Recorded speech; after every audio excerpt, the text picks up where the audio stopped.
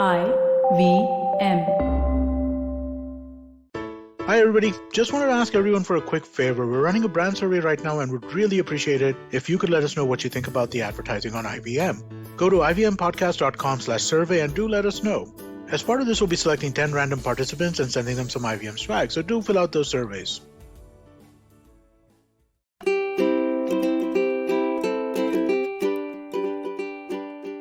Hello and welcome to the Habit Coach podcast. I am Ashdin Doctor, your habit coach, and today we have our second edition of the Finance Hybrid Podcasts. Today we have Anupam Gupta, who's going to talk about his principles about finance.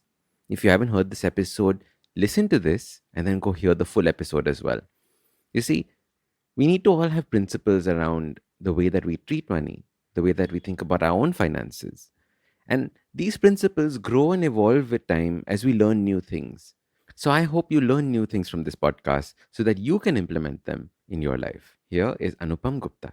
So, Anupam, what is your first big financial principle that you want to share with us? So I think, like I said, the first financial principle I think is probably done, which is that let money work for you. Okay. You don't work for money. Okay. The second principle I would say is just save to the extent is humanly possible. Okay. You'll have to figure out your quality of life at some point of time. You won't get it right in the first shot. All of us, when we get our first salary, it's okay to blow it up. Okay. When I got my first credit card, I maxed out, and I then had to revolve, and that's how I learned my lessons. So I think saving is the second part. Third is be open. Be open, be kind to yourself. You make mistakes, that happens, man. I mean, the biggest investors in this world have made mistakes. I keep on making basic mistakes when it comes to money, my own money. I'll give you an example. I can't sign a check anymore. I try to put my signature on there. I've got to keep on tearing through that. Bank tells me the check has bounced. I'm like, come on. And there are people who still insist on checks. What can you do? Okay? Correct. Absolutely. So I think third. I think fourth most is one of the more important ones is risk. I think understand risk and how you relate to that. Okay, because your understanding of risk is going to have a very big bearing on the way that you invest in across the board, across whether it's a mutual fund, whether it's a stock, whether it's crypto, whether you choose to rent out, whether you choose to buy a house, etc. That's the fourth principle. Be clear about the kind of what's your relationship with risk. It's called a risk profile in technical terms, but play around with that and see how you relate to it. Everybody likes to say that I have no problem. This is the money that I'm willing to lose. But when you actually lose it, believe me, it hurts a lot. Okay. So absolutely. A lot of the bets that you take in life are related to how you do your risk. So that's the fourth principle. And I think the fifth principle is safety. Safety, how does money relate to you when it comes to safety? Safety of, say, insurance, that how important it is for you to have a Medicare, Mediclaim, whatever you call it, a health insurance policy. How important is it for you to have a life insurance policy? Or one of the most basic and most starting points of any financial plan, emergency fund. What do you define as safe? Some people would say I'll put it in a liquid fund. Some people would say in an FD. Some people want to put it in stocks, but that's a different thing. And how much do you want to put? Do you think you want to risk it by just keeping 3 months apart, or because of the pandemic you're really scared you want to keep 1 year? So I think that's how I would define it. These would be the 5 principles that I would be looking at. Lovely. Can we deep dive into these 5? Because I think they're so important, and to figure out what are the habits that we can do for each of these. So, for example, the second principle was saving, right? So when we think about saving, right, what are the best habits or practices that you've seen amongst people on getting saving as a part of their life financially? Saving, see, there are ways to look at it, right? One is, again, it has to do with how you relate to it. Warren Buffett famously said that you first save and then you spend. What is left after saving is spending. Okay, that's one point of view. A lot of people want to live it up. Today, people want to say that, at the end of 1 year of working, I want to take a foreign vacation. People want to buy an iPhone, so stuff like that. I'm kind of conflicted on this one.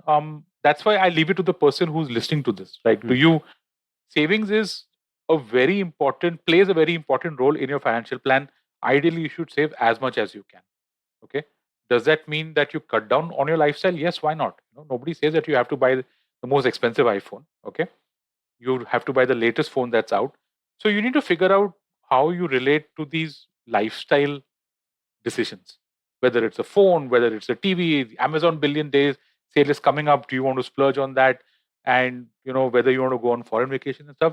If you're someone who believes in having a fairly reasonable life, then saving upwards of 30% should be a bare minimum.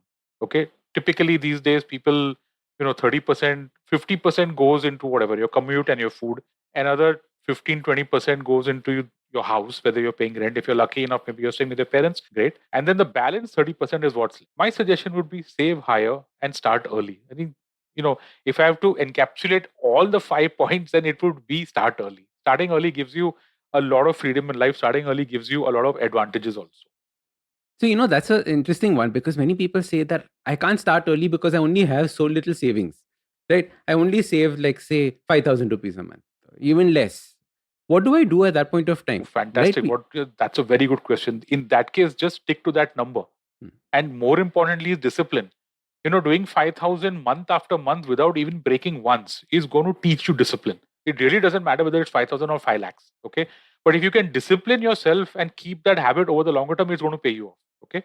I mean, see, the difference between starting early and starting late is simple. Yeah. You lose the number of years. So you have to increase the amount that you save. That's all. Right. You start a 500 rupee SIP or a 1,000 rupee SIP at the age of 25.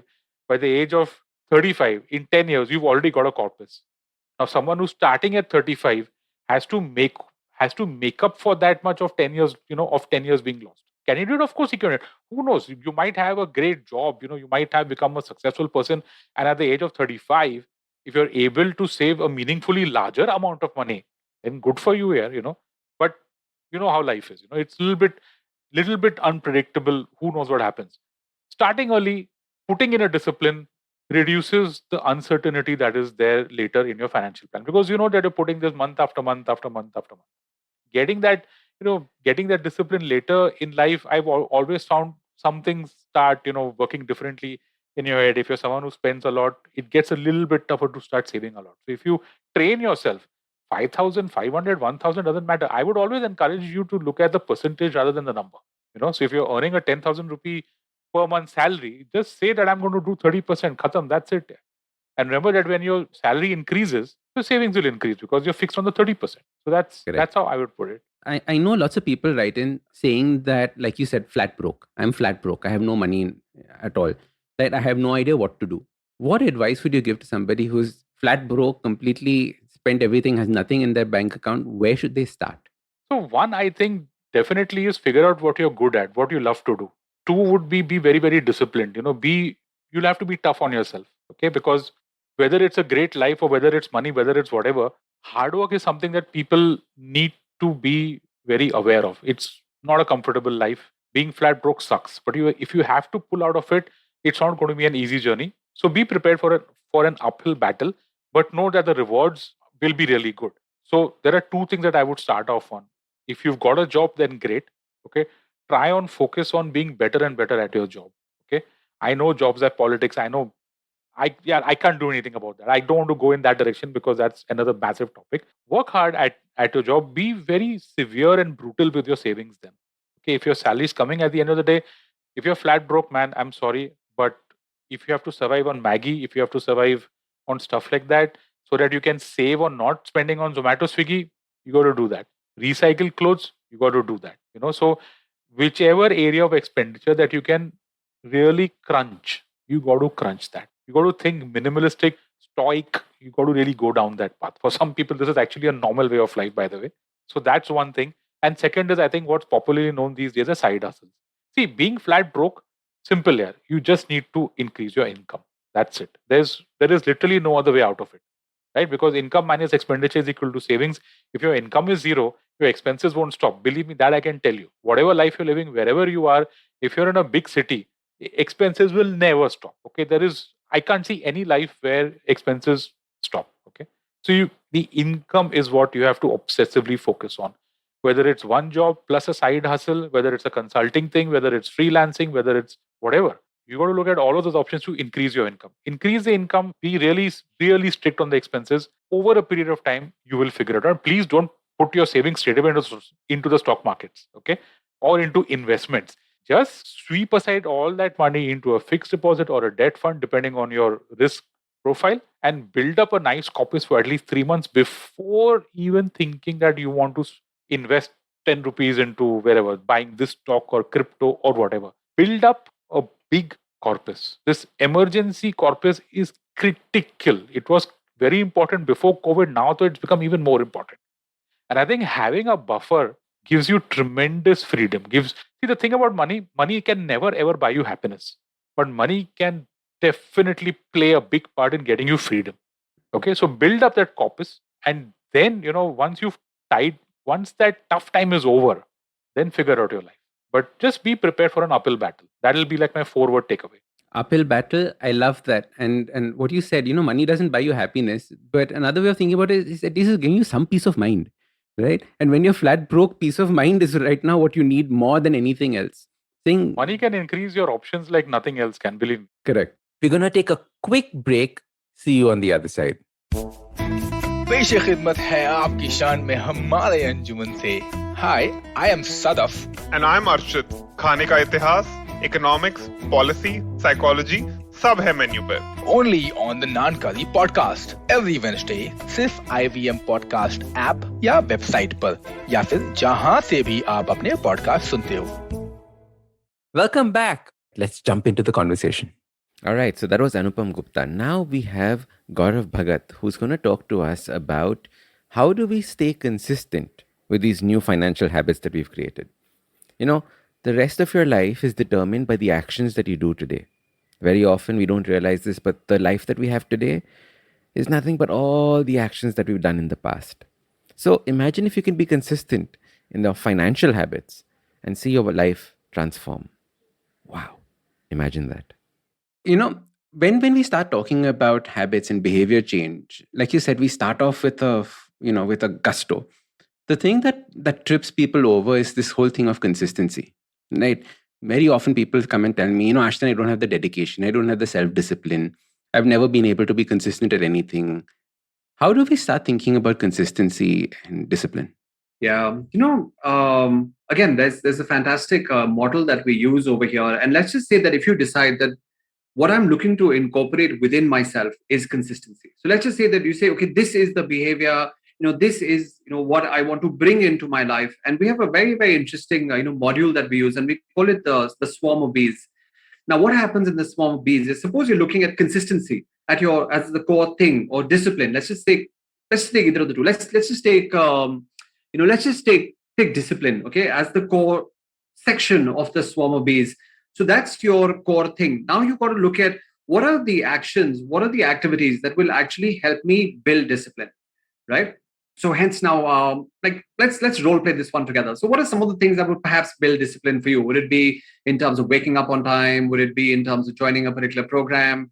So what are some of the things that come to your mind when we talk about discipline? Ashdin, what are some of the things that come to your mind? I think the things people struggle with the most, for example, would be waking up, making sure that they don't spend as much time on their phone, are disciplined about the time that they're wasting, Netflix, etc. I think those are the things that are currently the big issues. Yeah, agreed. I think one of the biggest distractions today is, unfortunately, our mobile phones and the gadgets and social media. So now let's just say if you start on this path to being more disciplined, there are certain actions that you want to really be taking. One of them is taking your mobile phone and eliminating it and taking it out of your bedroom. Like, that's one advice I give to everyone, that your mobile phone should not be in your bedroom. So set a particular time at night, and it could be 9 p.m. or so, when an alarm goes off, and that's an alarm to say, hey, time to start winding up. Okay, and take the mobile phone and charge it in a room outside your bedroom, right? Because what's going to happen is that if it is in your bedroom, let's just say you wake up at night to drink some water or go to the bathroom, you come back and you see an alert or you see a flashing thing on your phone. You say, hey, let me just check it out. And then the next thing you know is your sleep is gone. And and what that results in, that in the morning, then when your alarm goes off, you're like, "Arey yaar, snooze maar dete hain," And the interesting part I tell people is that some of our devices actually created to make us snooze rather than stop? Because you take a look at the phone button. Okay, look at the size of the snooze button in the phone. Okay, when the alarm goes off, and look at the size of the stop button. The stop button is smaller than the snooze button, right? Hence, it's almost like prompting us that hit the snooze, man. It's easier. So, interesting things in discipline. One would be, like you rightly mentioned, take your gadgets and put them into, another room. So that's going to be one of the behaviors that you actually want to incorporate. Get yourself an alarm clock, which is loud, which is conventional, and so on your bedside, so then that habit actually starts of, waking up with that. I always tell people, if you can create a vision board, put a vision board somewhere where you can see it right in the morning when you wake up. Because when you wake up in the morning and you think you're hitting the snooze, you take a look at your vision board and you're like, you know what? I need to get myself that goal. I need to hit, that milestone. I need to achieve, that landmark at work. I need to buy that car, that home, that plane. I mean, whatever it is for you. And then you say, you know what? Right now is not the time to hit the snooze button. Right now is the time to get up and get in action. So, small things. So like I said, you've got the core habit. And hence the thing that you're trying to develop, and you have a whole bunch of actions that are to be taken around it. So that's very, very important to map as well. The next thing that you actually want to do is you create something called a focus map. And the focus map is, again, a brilliant process. It's got two lines, the vertical line and the horizontal line, which are interjecting. And you just put the things that are easy to do, things which are difficult to do, things that you can do yourself, things you can't do yourself. And once you've actually started mapping these and sliding these, and of course, a longer process, which I wouldn't want to get into, but it is a 5-minute process which will identify what is called your golden behaviors. And your golden behaviors are those 1, 2, 3 things that will have the maximum impact towards incorporating discipline, consistency, quitting smoking, whatever it is that you're looking to do. Okay. And then you just focus on that, with consistency. Okay, and with the tiny habit system, which is so simple, and maybe we can talk a little bit more about that in due course as well. But that is where the magic starts to happen. So GB, the other aspect that we wanted to discuss in the podcast are what are the habits that people need for Gen Z. Like you work with a lot of young people getting into their jobs, just starting out. Right? What are the aspects of life that they need to now start focusing on? What are the habits that they need to start focusing on to kick ass in life? Yeah. Super question there. And I've been working with a lot of, as you mentioned, students, a lot of graduating young professionals who are also looking to get into the workforce as well. One of our initiatives is also about creating jobs for these guys, because they have really been beaten down. They've really been battered down. They've gone through college. They've gone through what they thought was their ticket to a great life. And then because of the pandemic, a lot of these offers had actually been deferred, delayed, cancelled. So hence, in a position today where they're very, very, dejected and, very, very distracted. So what I tell a lot of these people who are coming out of these institutions, people who are young professionals at work, I think there are certain aspects that are very, very important. And for a second, I want you to think of superheroes, like the Superman and the Superwoman and the Batman. All of these superheroes, they wear capes, right? So the CAPES. And, for your listeners and viewers, just to put this in context, I tell people that you have to right now move forward with the mindset of capes. So what is capes? The C is consistency. Okay, that you need to stay the path. Yes, there will be ups and downs and all of that, but you need to stay consistent. Okay, matlab lage raho munna bhai, right? So that's the whole thing. You need to be consistent. Second, the A is adaptability. Right now, we thought everything was going back on track. The second wave, popped out of nowhere, and again, we were thinking that, boss, everything is opening, and then all of a sudden, everything shut down, and it got worse. Right. So hence we need to stay adaptable. We need to stay agile and know that, boss, kabhi bhi kuch bhi ho sakta hai. And we need to stay adaptable and say, okay, I'm someone who will adapt as per the situation, and I will not blame the life and kismat and say, bhai, khatam ho gaya and all of that. So adaptability is very important. Third is you need to stay persistent. Right. And again, persistence is a variation of adaptability, of consistency, but it's persistence that, you will carry on irrespective, no matter what happens. Okay. You are completely going to persist. The fourth element, which is the E, which is something that a lot of people make a mistake on, is execution. Okay, you need to act. Okay, all the learnings, all the listenings, so everything that's really coming to you, whatever situation's happening. So the E is something that's very, very important, and that's execution. Right? Grant would talk about that all the time, like take massive action. If you're not taking massive action, well, then nothing's going to happen to you. So have to be in the execution mode all the time. Okay, and the S in the CAPE space, this would be the first of our 5, is actually the success mindset. You have to have that mindset of success. You have to think that, okay, irrespective of whatever is happening, there is something better that's going to come out of this. Even this is, like a blacksmith forges, like steel in a furnace.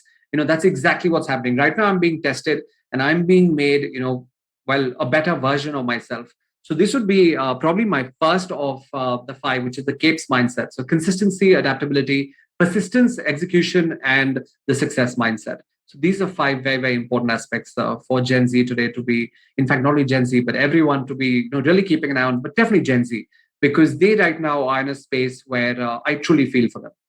Yeah, absolutely. GB, let's deep dive into each of these. I think let's spend some time on talking about each of these and understanding what are things that they can immediately start working on for these. So let's expand a little. We spoke a lot about consistency in the previous, podcast where we were discussing this. Right. Let's focus a little bit more on consistency. What are two things that they can start doing right now to improve the consistency? Yeah. To my mind, what is very, very important is the fact that we must have our goals in place, Ashton, right? Hmm. And, when we are asking to be consistent, okay, what should we be consistent towards? So it's very, very important to have your goals in place. And too often, people, when they do goal setting, they go all out on one particular thing. They're like, काम में इतना करना है, पैसा इतना कमाना है, या health इतना करना है, या marathon इतनी भागनी है. So they have, these elements in their goal setting journey as well, and they focus on that one thing, and hence it's a little warped. My belief always has been is that when you do your goal setting, even your goal setting has to be rounded. It has to be covering 6 areas of your life. So yes, if work is your thing, and work could right now be either school or college, or even if you've started your job and all of that. So work is of course one important aspect. Second is the financial piece. Okay, like money that you can create on side hustles, money that you can create from whatever work you're doing. Are you putting a little bit of that aside? Not for a rainy day, not for a contingency. Because I tell people, if you save for a rainy day and you save for a contingency, what you will get is a rainy day or a contingency. Instead, save for opportunities, and opportunities will actually come your way. So have your opportunity fund. So work, finance. Third is lifestyle, right? Live a little. Okay, save for that, holiday, or say that, okay, I'm going to go out and buy myself. I mean, iPhones came out yesterday. I'm going to go out and buy myself that iPhone. So have those goals, for your lifestyle goals as well. Number 4 is have your health goal, right? So in terms of, okay, what do I want my ideal weight to be? If I'm going to be a runner, a gym, a yoga guy, so have your health goal as well. That's number 4. Number 5 is your mental goals, right? What are some of the things that you will be looking at, either learning, reading, and to my mind here, even spirituality, even giving to charity, even these are all mental goals. And the last one is family and relationships, because in the end, it all boils down to what is your relations with your family, with those nearest and dearest to you. Are people, calling you someone who is, a positive influence, or someone who's, pardon my French, but asshole? So the point is that you really want to be, thinking about this. So hence, when I say consistency, okay, of course, you've got these 6 areas. I would recommend to everyone is that pick, maybe for the course of this discussion and the course of consistency, pick any one of these areas first, okay, and then just start putting in regular action, okay, towards making that goal happen. So once those actions are being put in, and these ideally should be daily actions or at least weekly actions, that's how you will start to build this thing called consistency. People will start seeing you differently. People will start seeing you as someone who's working towards that particular that goal that you had, and once you start seeing those wins and celebrating those wins, that's when the entire consistency chain will actually start to build, and then you can just pick the next one and repeat the process again.